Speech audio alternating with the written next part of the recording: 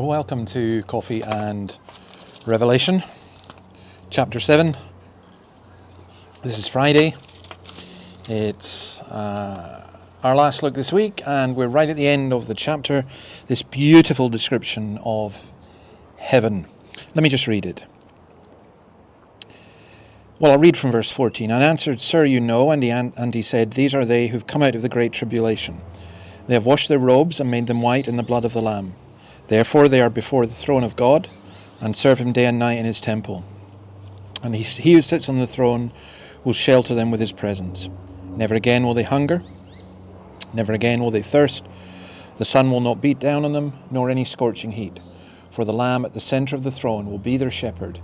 He will lead them to springs of living water, and God will wipe away every tear from their eyes. Now, I've entitled this Heather in Heaven because we watched last night an incredible service from Buccleuch Free Church in Edinburgh, which I'll put the link to. It's on YouTube, in memory of Heather Ackroyd, a friend, the wife of Bob Ackroyd, teacher, lecturer in Edinburgh Theological Seminary, and just a lovely guy. She was a wonderful woman as well. And the funeral is really well worth listening to because it exemplifies the Christian hope and the hope that's expressed here. I mean, what do we say, in heaven? You know, people will... You go to funerals, you hear people say, oh, they're looking down on you, or a whole bunch of other stuff. And I think the reality of heaven is lost. And I think what we've been looking at in Revelation 7 is talking about the reality. You know, I think of my wife's mother and father, my dad, Heather, many others who are now, as Christians would say, in glory, now in heaven. What does that mean? Well, verses 15 to 17 tell us this. It's a place where there is no more suffering. These verses are a beautiful picture of what heaven is actually like.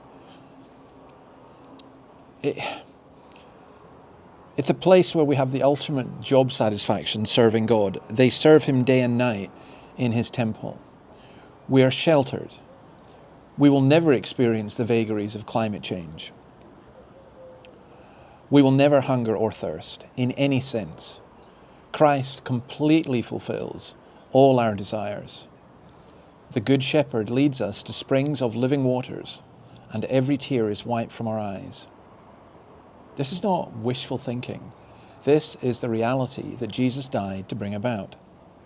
Do you know, in this life, we experience a little of hell, and as Christians, we experience a little of heaven.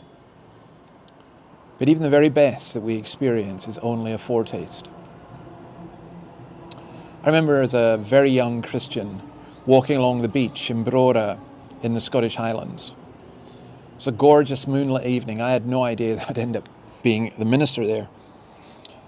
And as I looked out at the moon, reflecting on the calm waters, I said to my older companion, Dick Dowsett, who was there at the OMF conference, gesturing over the sea, this is why I don't want to go to heaven. And he smiled and said, David, this is only a foretaste. This will be in heaven 1,000,000 times magnified. We live in what C.S. Lewis calls the Shadowlands. The real Narnia is through the door of death. That's why we don't need these silly and exploitative books on, oh, this is what heaven is like, or I went to heaven and St. Peter showed me round. It should be enough for us to know that heaven is where the Lamb is on the throne and where the Lamb takes away all causes for sorrow. As I watched Heather's funeral or memorial service, it struck me that there was so much good and so much beauty in that, and yet also so much sorrow and so much pain.